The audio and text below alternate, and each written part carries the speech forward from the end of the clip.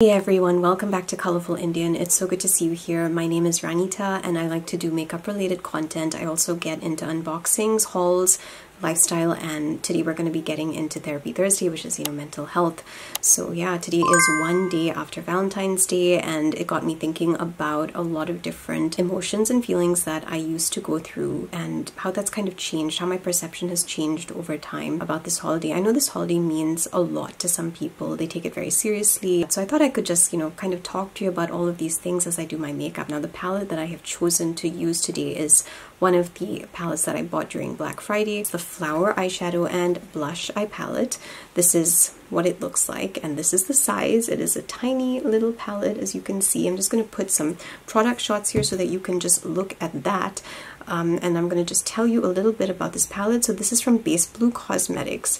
Now, the original price of this palette is $42, and basically they say that this is a eyeshadow and blush palette.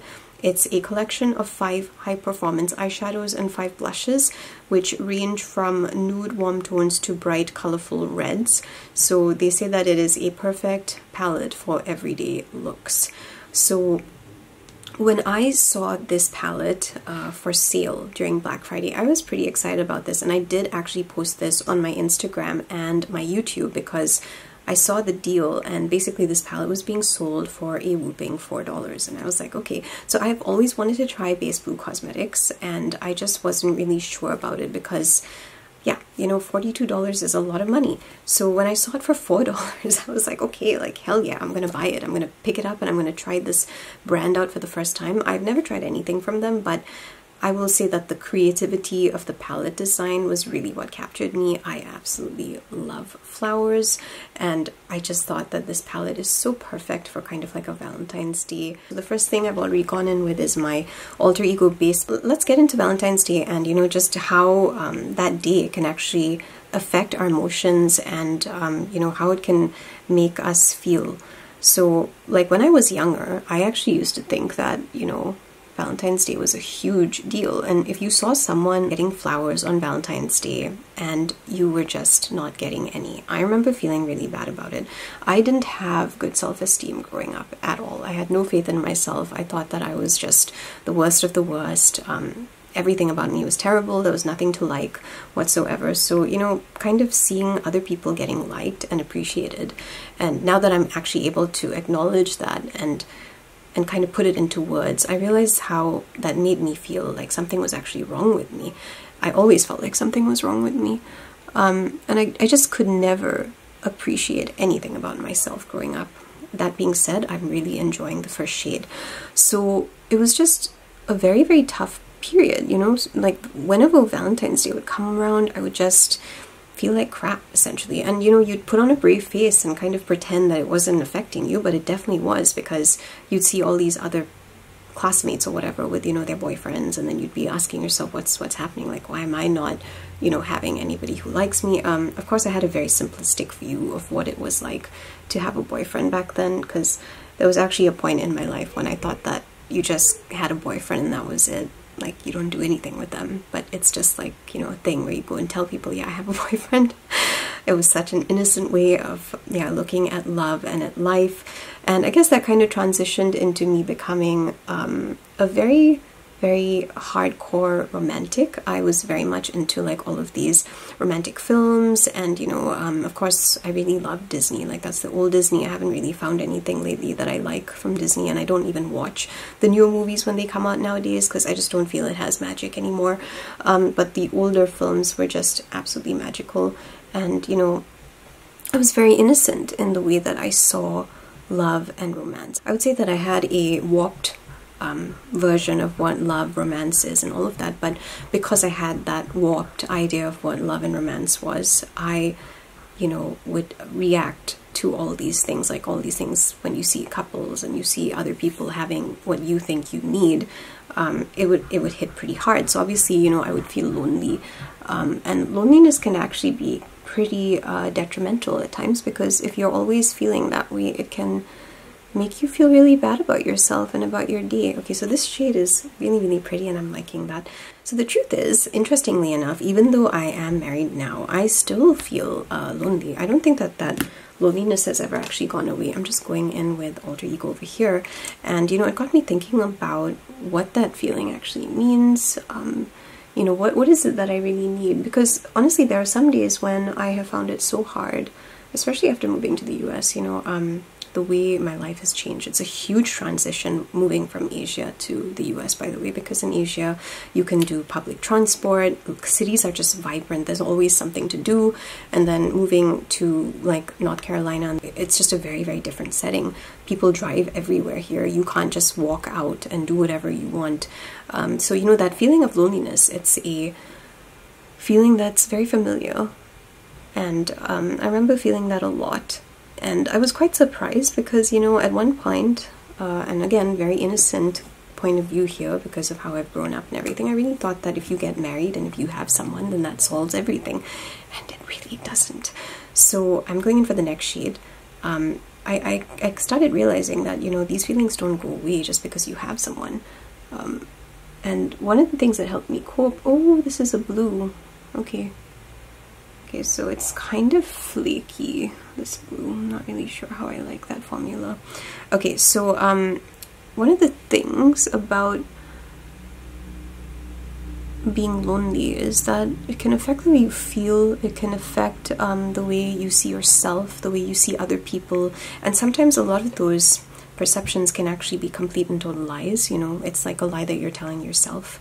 And you don't even realize that you're doing that to yourself. So it kind of sucks. What helped me a lot was actually getting busy and, you know, finding purpose and meaning in my life. You can actually experience loneliness from a number of different situations. Obviously, like this is just a few examples. You know, if you've gone through trauma, you can actually feel loneliness because you may be in a position where you feel like nobody else actually understands what you're going through. And I have gone through that because when you're talking to somebody who's not gone through trauma, they can say really, really stupid things that can be so upsetting and it just makes you feel 10 times worse. And it just makes you go, wow, why did I even open up to this person? And it makes you close up. And that's the problem with loneliness, because you're already feeling lonely. You want to talk about it with someone. You may not know how to assess who that person that you should be talking to, you know, should be, and you could make a bad mistake because of that, and then you open up to somebody who honestly has no skills whatsoever in handling a conversation like what you're, you know, about to have, and it ends up making you feel worse, and then, you know, you get even more lonely, obviously, because you're like, oh, okay, you know, people are unable to actually give me a response that's going to kind of soothe like whatever it is that you're going through. And I mean, it's not wrong to reach out to people when you're going through something, you know, tough. I think that's a very normal human response because you don't want to be alone in that situation.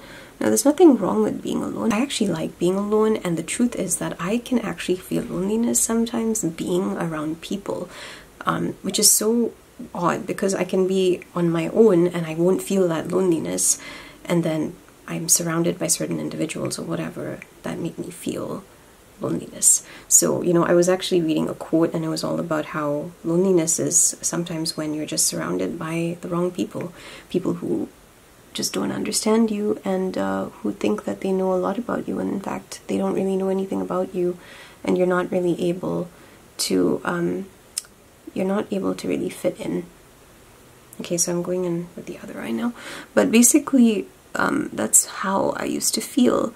And you know, there are many other ways that people can feel lonely, but it's just the fact that it can affect us in such profound ways. It can definitely affect your mental health, because I know for a fact that it affected mine. When I went through, you know, trauma and everything, loneliness was a constant feeling. It was always that feeling of just not being understood. It was that feeling of, you know, there's something wrong with me. I'm not able to move past my problems as fast as everybody wants me to move past them. So, you know, it must be something's not right. And then, you know, I went to therapy, which was really great.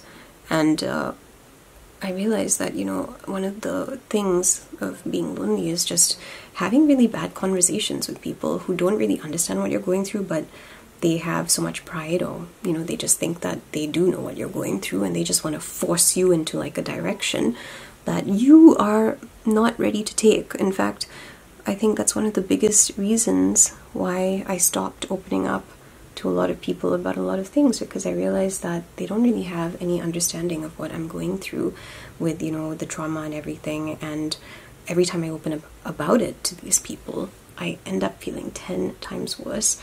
And I realized then, and you know, I just didn't have a lot of people who really knew how to deal with that situation as well. But something I did notice was that when I opened up to the right people, I wasn't feeling bad, and that loneliness would subside, because you would feel heard. When you feel heard, you don't feel like you need to keep explaining yourself over and over again to someone, and it just kind of validates you, and you feel like, okay, this person gets me. And that's a nice feeling, you know, and that can definitely take away some of the loneliness. So the thing about loneliness is that it can also sometimes lead to things like depression, if it's left undealt with, because it's kind of like a cycle, you know. You feel lonely, and then when you're depressed, you'll be feeling lonely, and then if you're lonely, then you may experience some of the symptoms of depression as well. So it can actually become chronic, which is pretty interesting. As I was saying, loneliness has been a companion in my life, but I'm not afraid of it as I used to be. I think I was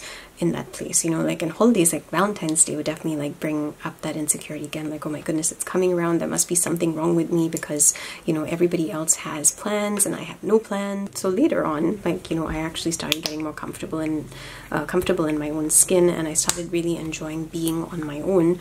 I realized I was able to do a lot on my own. Like, I can go and sit in a cinema on my own and, you know, enjoy myself. I actually don't need to take someone with me to the cinema. I really enjoy going on my own, because I feel like I'm just spending time with myself, and that's a lot of fun for me. But of course there are moments when I definitely want to like talk to people, but it's changed a lot. You actually watched my very first therapy Thursday and everything, then you know that I did go through significant trauma, and there was a time when I actually did need people, and that loneliness built and built and built and built, because the people I was talking to, the people that I was around, it was very difficult to really get them to understand what it was that I was going through.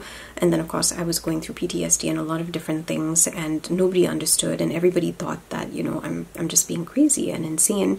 But I realized later, very recently actually, just like about last year, I realized, you know, so much about myself during that period of time, and I was able to forgive myself and move past that. I think sometimes loneliness can really just make you feel like you're being swallowed up completely, and, you know, that there's just no way out. It can make you feel stuck, and all of those feelings need to be acknowledged. I think, like, when that stuff starts happening, it's actually better to acknowledge as it comes and start talking about it. I'm just going to be getting into my foundation here, so I'm going in with the Sephora Best Skin Ever. But anyway, as I was saying, one of the things that you could actually do to help yourself is to start acknowledging, you know, that, okay, I'm feeling lonely right now, and just kind of name your feelings. So, you know, if you don't understand, like, why it is that you're feeling lonely, I really enjoy exploring my emotions, even the painful ones, because it helps me understand a lot more about myself and about why I'm reacting to a certain situation in a certain way. Sometimes it can be hormones, sometimes it can be just, you know, remembering a situation, and sometimes it definitely is trauma, because when you have gone through trauma, you react in certain ways that other people would not react. You know, like, you get more heated, you can get more angry, you can get more anxious, you can get more forceful about things. I've seen all of these things even in myself. And later, like, and because I'm always exploring it, I try to stop myself from going into all of these places, obviously, because, you know, it's obviously not healthy to be responding from trauma. And it will happen, though. It is normal to respond from trauma or to react in a certain way because of your trauma. It's normal, because, you know, your body's still trying to process, I think, everything that's happened, and it's still trying to kind of get out of that. So as I was saying, acknowledging the emotions is a very important step. It makes a difference because you're able to process it. For me, writing out my emotions makes a big difference. You know, I sometimes put it up on Facebook or Instagram or whatever, because sometimes it's also nice to hear what other people have to say. I think one of the things that I've talked about with a lot of my friends and, you know, like church mates and, you know, all of that, is basically just the lack of empathy sometimes that we go through with other individuals, and how much that just hurts and how much it affects us, because it ends up making us feel really, really bad and not good about ourselves. So, you know, it kind of makes a difference when you can hold some empathy for yourself. And that is, it's actually a really good thing to have, because sometimes other people are just not going to be able to give it to you. I've gotten a lot better at forgiving myself for making mistakes, and I'm actually starting to feel a lot better about a lot of things. And previously I was never like that. I was someone who would just beat myself up. I'd take the blame for every situation, even if it wasn't my fault. I would take the blame for it, because my perception of myself was that I'm a terrible person, I'm not a good person, nobody likes me, I'm not worth it. You know, all those really, really terrible opinions I had of myself. And I found it very, very hard to break out of that, but recently I have, and that's probably because I've been going to Bible study and I've just been getting closer to God, and you know, I've been listening more to what He says about me than what other people say. And of course I still slip up, but I definitely have gotten better at forgiving myself. And nowadays when people try to blame me for entire situations and stuff, I automatically go no, because every situation, you know, you are contributing without a doubt, but so is the other person. So it's never like a one person thing, you know, where everything's been your fault. Sometimes you do have to suck it up and just be like, yeah, this was my fault. But I find it very hard to believe nowadays, especially understanding relationships, dynamics, the way family systems work and everything. I find it very hard sometimes to be like, all of the blame lies with just one person. I really find it hard to, because if you look at yourself and you look at other people, you can see that you definitely may have contributed in some way. There were things that you could have done better. There were words that you could have expressed in a different way. But obviously, when you're in a place where you're not able to communicate, you know, as well as you'd like to, you will make mistakes. And it's important to hold grace and forgiveness for ourselves because of that. I've made a lot of mistakes, you know, from just being lonely, like very, very stupid mistakes. You feel lonely, so you accept things, or you accept people, or you accept behaviors that are not okay by any means. And sometimes loneliness can seem chronic, you know, it can just stick with you and make you feel like no one gets you. No matter how hard you try, you're not appreciated, nothing you do is enough. And it builds up a loneliness, and it also stops you from actually connecting with people. And that's honestly what happened to me. I really, really struggled, and sometimes I still struggle. I mean, but I've gotten a lot better at it. I've noticed that I can't make connections anymore with certain types of people, but it's actually a good thing. But with other people, I'm making really, really good connections. So the thing is that I really think I'm going in with another shade, and I'm taking a blusher shade, and then I'll continue. But I've just noticed that loneliness can really stem from just having the wrong people in your life. Sometimes it's good to actually assess and see if you even like the people that you have in your life.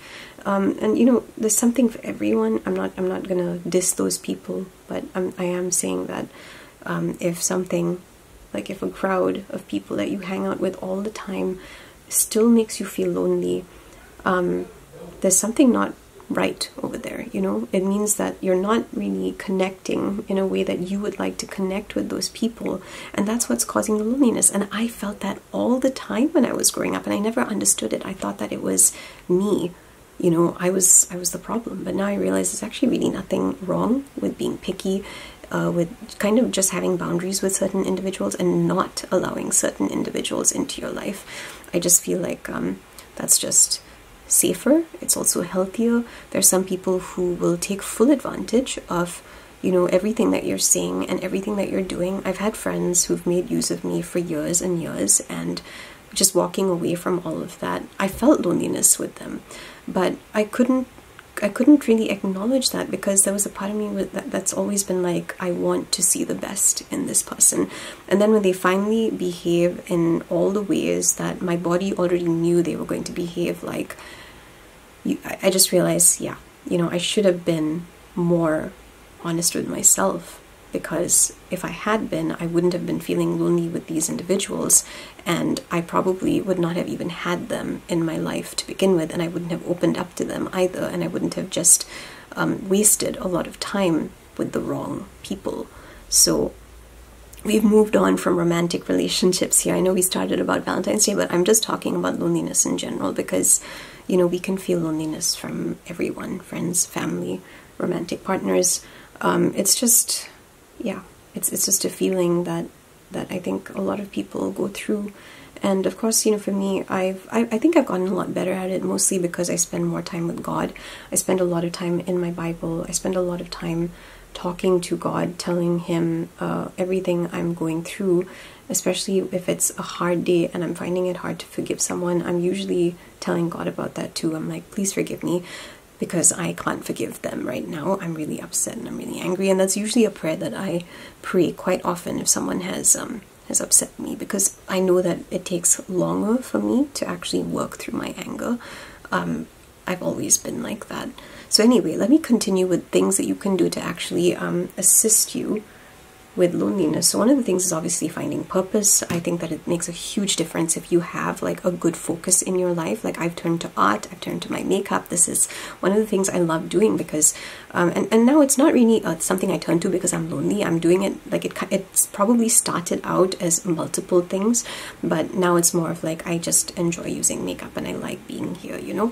But yeah, it can definitely start in multiple ways. So anyway, having something that kind of shifts your focus, and like maybe a new kind of project, something where you have to like learn something, that can make a massive difference, and it can actually make you focus on something that you actually forget about that feeling entirely. And that's honestly one of the ways that I love to work through loneliness if it does hit. The other way is obviously just talking to God and being like, God, I'm feeling lonely and I just need a few moments with you right now. And it honestly makes the biggest difference, because you know, God is able to work through you through the Holy Spirit. So I really feel like being able to spend time with God actually helps drastically for me anyway. Another way that I actually like to deal with my loneliness, and I'm going into eyeliners right now, so just bear with me. I'm going to be picking out some blue ones, but something that I have learned over time is that due to my loneliness, I told you I made a lot of stupid decisions because of my loneliness, and that was accepting people into my life that were less than what I deserved, and who they would behave in ways that were less than what I deserved. So these were people that were just not good for me. But because I was lonely and I thought that I was, you know, pretty much worthless and I couldn't find anybody to be around for me, I would just put up with really bad stuff. And I can't say that I was entirely innocent as well, because usually when you have such a low perception of yourself, you are contributing to the situation by basically taking on anything and anyone, and you're not really filtering who comes into your circle. So in that indirect way, even though you don't realize it, and I'm not saying this to be mean, if you have people in your life that are hurting you and harming you, I'm deeply, deeply sorry.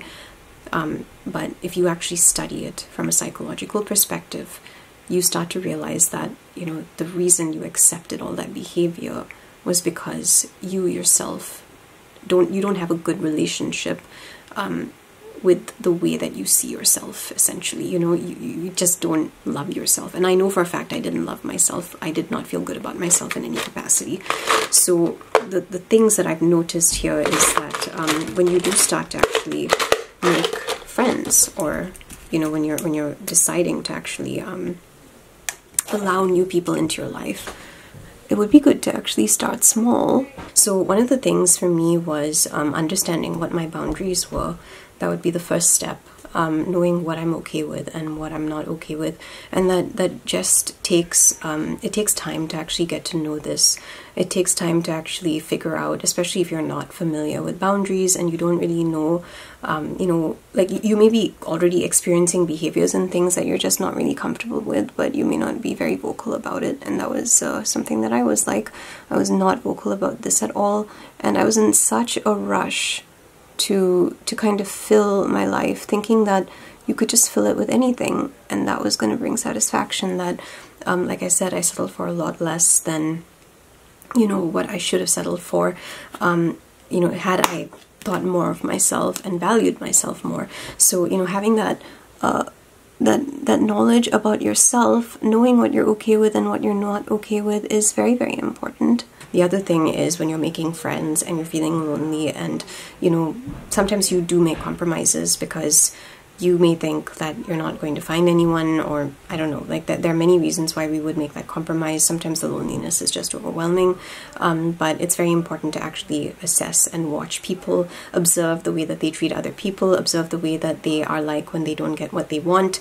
For me, it's a very, very slow process now of just vetting and kind of seeing what people are like over time to fully grasp, you know, what it is that I'm actually bringing into my life. And if I don't see everything, you know, that I want, it doesn't necessarily mean I don't want those types of people, but I just give it a bit more time, because I think that, you know, opening up your heart to someone in any capacity requires a lot of sacrifice and risk.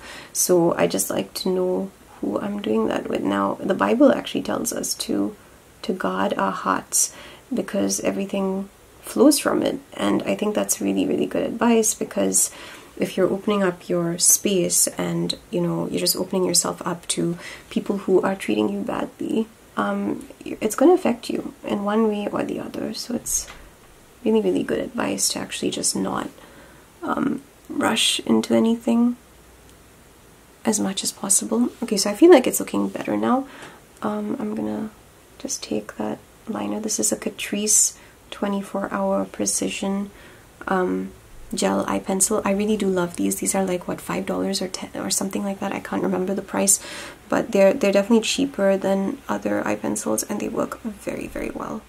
So another thing to keep in mind is that when you are taking some steps to actually meet with new people, sometimes starting where you're at is a good place. And what I mean by that is, you know, when you talk to people who don't necessarily know everything about your situation, or they haven't gone through what you've gone through, not everyone's actually able to really grasp what you're saying, and sometimes they can say the wrong things. So sometimes if you're able to find people, like for example, for me, I had to do a lot of group counseling for my clients, and, you know, I felt that it was helpful sometimes, because I would see for myself that in the group, everybody was coming together in this group because they had similar problems. So you're able to kind of mesh and mix with people who have already gone through what you're going through. And I felt that, you know, that was really nice to actually see. And I did group counseling as well, and it basically helps you to connect with other people on issues too, so you feel less alone. Like, we had group counseling for, like, when I was doing my master's in counseling.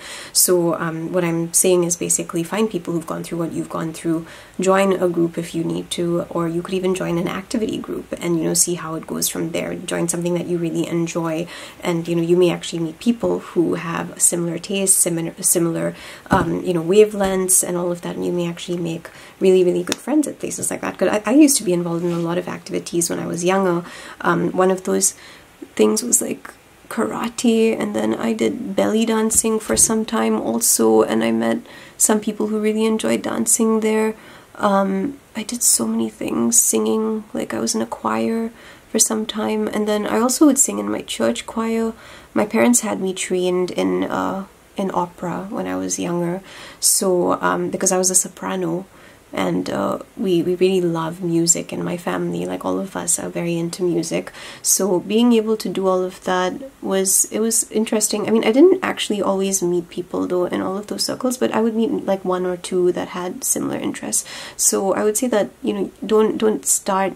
I would say that, you know, if you're expecting to meet hundreds of people at each of these places, then yeah, probably not gonna happen, unless you're really lucky. And I hope that does happen to you if you're able to find like a lot of lovely people all in one group. But for me, I think that I just found it harder to really click with people. So I was very picky, and I would find one or two people that I could get very close to, and I became like connected to them in a deeper way. because I've always been better at one-on-one conversations than group conversations, because I like connecting deeply. I'm not really a on the surface, shallow level conversation person. I've never been that person. So other ways to look after yourself and general ways to look after your mental health is obviously sleeping well, eating well, hydrating, you know, drinking water is very, very important. I use beer mugs to help myself hydrate. I drink a lot of tea as well to manage my health and everything. So this is just like one beer mug for the day. I usually drink about 3 beer mugs, and I'm also drinking tea at the same time. So yes, I do run to the toilet a lot, but all of this also helps to improve overall mental health. And last but not least, if you feel like you need to go for therapy, then please do that, you know, because sometimes loneliness can be so isolating and deep, and all these things that I talked about are things that you may not be finding easy to do. I certainly didn't find it easy to do this when I was dealing with my trauma and everything else that I was going through, and that is the reason why I, you know, decided to go for therapy. Like, and I mean, it was kind of like a good thing that my college had. Like, if you were doing counseling, you were required to go for therapy and kind of understand what it was like to be in the seat of the client. So I actually went for therapy for more than a year, and most of the time in session I was just crying because I had so much grief over what had happened to me, over the loss that I had gone through.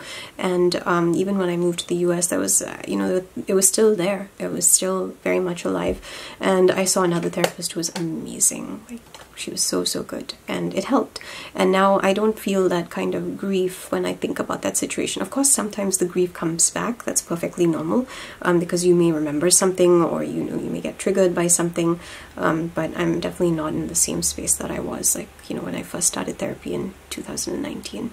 So always important to think about going for therapy. And you know, something that's always helped me is just my relationship with God, and knowing that even when I feel alone and when I can't feel God, I know He's with me still, because I can see the work of His hands in my life, you know, through the people, the different people that have come into my life. I've met some really, really compassionate people now who I can talk to about anything, and I can just reach out and be like, please, I'm going through shit and I need prayer. Like, I need someone to be there for me. I need you to pray. And I feel a lot better that way, because I feel spiritually, you know, sound. Like, I just know that I believe in the spiritual world. So I just believe that having that extra protection, knowing people are praying for you, I think it's a very important thing. So all of those things can aid. And honestly, spending time with God has reduced that sense of loneliness a lot. But also moving to the US, I definitely felt that loneliness too, because it's a completely like different shift in culture, right? So the reason I wanted to talk about this anyway was because it's Valentine's Day, and I was just thinking about, you know, how I used to feel, and I don't feel that way anymore. But the thing is, even being married, you can feel lonely, and it's just that I don't really feel that loneliness as such a big presence anymore in my life, because I choose to fill that space with my relationship with God. Like, that is always number one for me. So anyway, let me get my lipstick and let me tell you what I think about the palette, because I've used a few of the shades, and I'm going to swatch a couple of the other ones on my hand. I'll be right back. Alrighty, so I'm going in for my Odin's Eye lipstick. This is Love Jasmine. It's like a nude.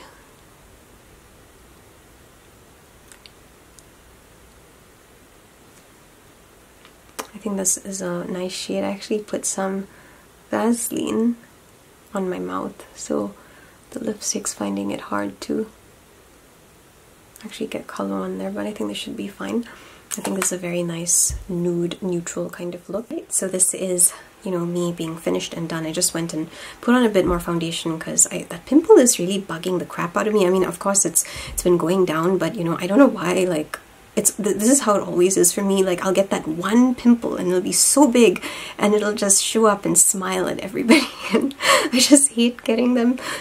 But anyway, so let me just swatch a couple of shades on my hand over here, and that's the remaining shade. So let me tell you what I used already. So we've used this blue, this green, that purple, that blue, and this red over here, which means that I have red and then all of these on this side to actually finish showing you. Or actually, wait, let me just quickly add on that gold shimmery kind of shade. It looks like this. It's kind of like an shimmery orange. I'm going to just put that in my brow bone just to show you what that looks like. and also so that I can use one more color from here so I don't have to swatch it. Okay, let's take that. Let's put this down here. It's pretty okay. So this will be the first pink shade. This is the second one. Oh my gosh, like that one's not even showing up for me. What is that? Okay. Can you even see that shade? I can't see that shade. Okay. And then we have this, and we have the red one. So we've basically used 6 shades in this palette, and this is basically what it looks like. Okay, so yeah, you can take a good look at the way that this is swatched right now. That is literally one of the shades. It's so freaking light. I have no idea how that would work for my skin tone. Okay, so this palette, I was super excited about it, and I can say this, if I had paid $42 for this palette, I would have been pissed, because this is not made for deeper skin tones, in my opinion. You can see what this is looking like. I'm going to bring you right in, and you can just see how badly this actually has performed on my eye. This feels like eyeshadow from, you know, the 90s or something. Like, it's just so patchy. And this is with my alter ego base, which usually works absolutely wonderfully with shimmers, so I'm really not happy about this. Now the matte shades were okay, like that blue it's fine. I don't mind it. I feel like I could probably make it work better if I had like a white base on, but I'm just showing you the close-up so that you can see. And the shimmer has completely gone. I'm like, these are supposed to be shimmer eyeshadows. I don't know, I'm kind of disappointed with this. I'm so glad that I never spent $42 on it, and it's just disappointing because creativity-wise, this is absolutely gorgeous. I feel like Base Blue could do so much better if they improve the quality of their eyeshadows. In fact, I'm quite surprised to actually find that there's eyeshadow like this right now in this day and age. I'm just sad. I'm very, very sad about this. I think that this would be better, like, for probably people with a fairer skin tone. Now, the thing I did like about the palette is the blusher. I feel that was the only thing that actually has worked pretty well. I can see it showing up here. I can see it showing up on this side too. I feel like that's the only thing that I actually liked. The rest of the shades, I think the matte shades actually are better than the shimmers. The shimmers are not, you know, at all what I expected it to be, and it's very disappointing because when I bought this palette, I was so excited about it. I was so freaking excited about it, and now coming to this and seeing how it performs, yeah, $4. So I'm just sorry to everybody who bought this palette for $42. It feels like a ripoff.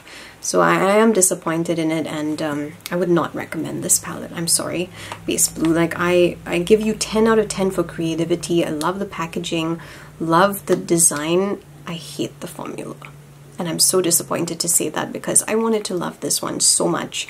I was so excited to try this as well, and I've given some of these as gifts to people, and now I'm like, like, you know, they're gonna think that I have terrible taste in makeup, and that's not the case. So anyway, yeah, you know, thank you for joining me for this. I'm probably going to be decluttering that Base Blue palette. I don't want to keep this because I know I'm not going to be reaching for it ever again. It feels like a very basic palette. If someone bought this palette for $4, it's not as upsetting. So I'm actually really grateful that I did get this for $4, because obviously if I paid $42, I would be very, very upset with the quality of the product. But I just don't think I'm going to be reaching for this because, you know, I have such amazing brands right now in my life. Simply Posh, Nomad, you've got, you know, Terra Moon's Cosmetics, and just hundreds and hundreds of brands. Even Odin's Eye is amazing when it comes to, you know, pigment and the way that all of the shades work. So I'm just disappointed, and I kind of understand why Base Blue has not really like broken, you know, into the market, because I always used to enjoy looking at their products. I remember once they had come up with the girl with the pearl earring palette, and again, it was so creative. And I was wondering, like, why aren't more people interested in this brand? And that's why I wanted to review this. And I try it, and yeah, very, very disappointed. I think that they need to reformulate this. They need to completely go back, reformulate this, get better formulas and shades in here, and actually sell that, and then this would be a tremendous success, because I love the fact that they are trying to give you blushes with eyeshadows. I have no problem with that whatsoever. I have a big problem with the formula though. I'm not happy with it, and trust me, like shimmers should not be looking like this like after like 1 or 2 hours. They should be looking very, very bright and beautiful, and I feel like if I just take some Juvia's Place and I put it on my eyes, I'm probably going to get a better result. And I do have similar shades from Juvia's Place. So yeah, I'm just a bit disappointed with the overall way that this turned out, and I would not reach for this palette again. But anyway, thank you for joining me today for, you know, Therapy Thursday. It's been a while since I did it, and I'm sorry if I rambled and, you know, this took a bit longer than it needed to, but yeah, I wanted to restart again, and I want to leave you with this: you're not alone. And I just want to say that if you had a bad Valentine's Day, I'm sorry. I'm sending you love and hugs, and I hope that, you know, you're able to get the help that you need for yourself, and that you realize that you are worthy, and that you are special, and that you don't deserve to take bad treatment from anyone. Okay, well, I will see you soon for another Therapy Thursday in 2 weeks' time, and until then, I hope that you have a wonderful week. Bye-bye.